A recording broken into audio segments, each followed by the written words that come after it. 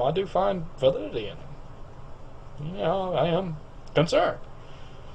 But am I concerned enough to go bonkers? No, I haven't found no proof for a New World Order. The Masons. My father was a Mason. He wasn't a part of the New World Order. Masons are like that. Masons are a group of people that came away from persecution. They wanted to believe freely like the rest of us. People, get over that.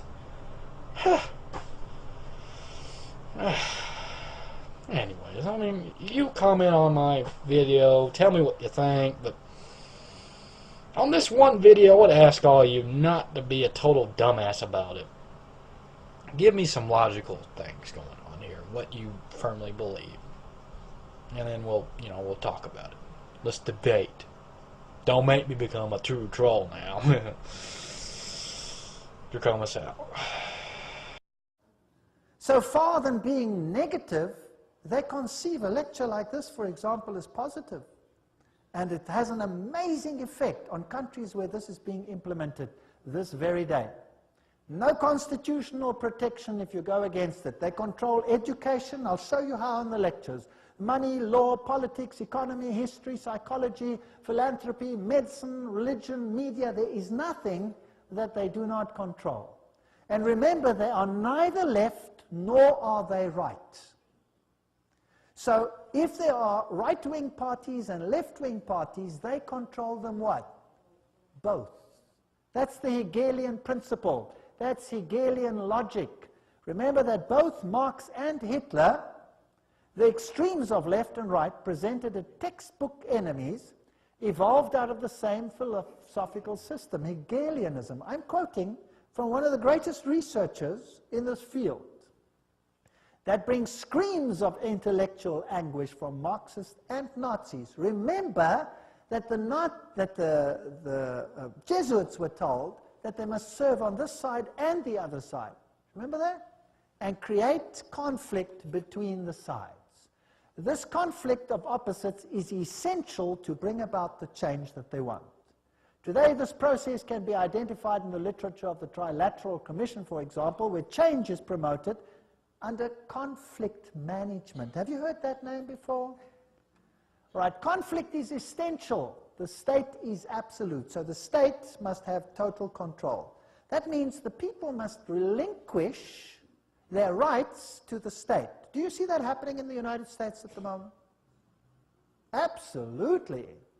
So the state requires complete obedience. An individual does not exist for himself in these so-called organic systems, but only to perform a role in the operation of the state. That's exactly what it was like under Nazism. Here's Hegel.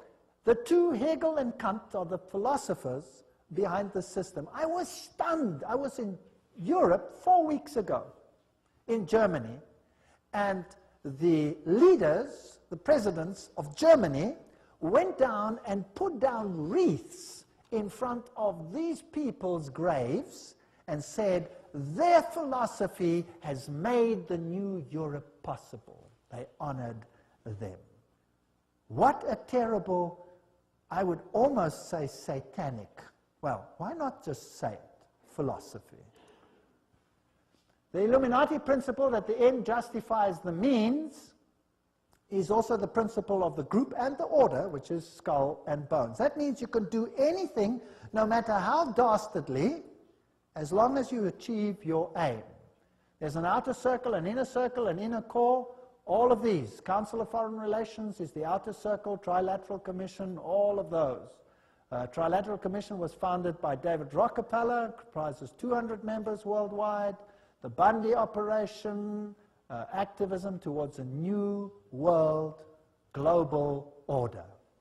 George W. Bush, who was a member of Skull and Bones, remember, says that it's a big idea, a new world order where diverse nations are drawn together in a common cause. Only the United States has both the moral standing and the means to back it up. So, do you think they're trying to get all the countries of the world to come into this system, yes or no?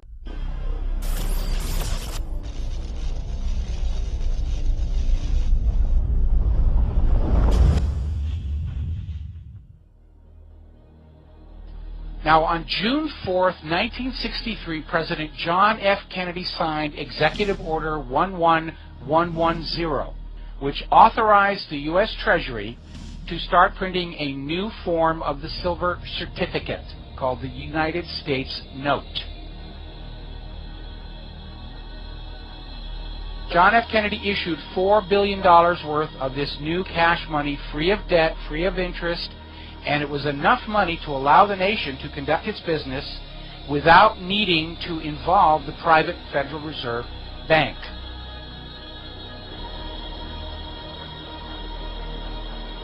Only 5 months later, John F. Kennedy was shot by the crazed lone nut, Lee Harvey Oswald. I didn't shoot anybody, sir. I haven't been told what I'm here for. This is the basement floor of the Dallas City Hall, and that's where Oswald has been shot. And as soon as Kennedy was buried, the United States notes were pulled out of circulation and destroyed, except for samples in the hands of collectors.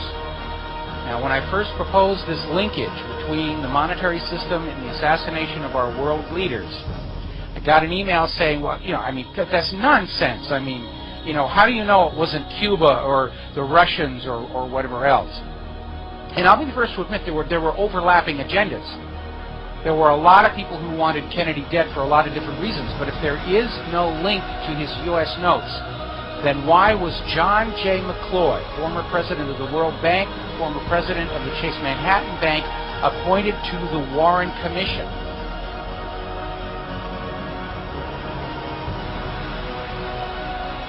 I don't care what kind of a man McCloy was.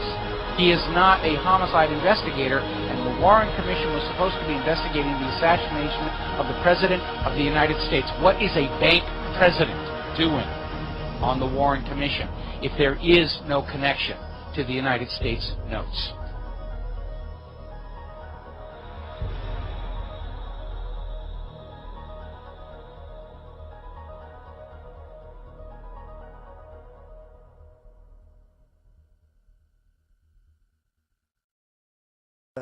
Jesuits were told that they must serve on this side and the other side. Remember that? And create conflict between the sides. This conflict of opposites is essential to bring about the change that they want. This is Troll the Ancient of the Onion Trolls Alliance, wondering if you fall prey to the same sort of tactics that our mean-spirited cousins know so well. For example, if they make comments like, "Only wimps delete comments," do you actually fall for that? When they say things like, "Way to block me, pussy," do you actually fall for that? It's your responsibility to block and delete comments you don't like. In fact, to not do so puts you in a victim role, and you're not a victim. So go ahead and block and delete away whatever seems appropriate. It's your choice. I'd like to give a great big thank you to Troll the Draco, one of our original trolls, and by original, I think we have to look twice at that, because I just checked out your policy statement about trolling civilly, and you definitely had this concept before me, so I want to give credit where it's due. I think that I'm honored that you've joined our group, and I think this is a movement of good-natured trolling that's going to go a long way. In fact, I predict the terms MST and GNT are going to catch fire and take hold on YouTube, and you'll be able to say you were one of the very first. Thanks so much for the shout-out. I really appreciate it. In our freedom, or everything is lost. Everything. Everything is fine. Everything is fine. Everything is fine. Everything is fine. Everything is fine. When anybody preaches disunity, tries to pit one of us against the other through class warfare, race hatred, or religious intolerance, you know that person seeks to rob us of our freedom and destroy our very lives. And we know what to do about it. And now, gentlemen, no violence, please. And don't throw those bottles. Don't throw those bottles. No! Oh, no! No! Hey! Oh, no! Hey!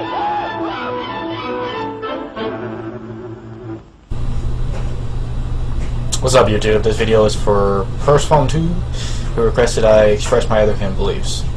Yes, I am a member of Permanent, I understand that, but that's for another video at a time. So, what are my other kin beliefs? Well, I don't necessarily call them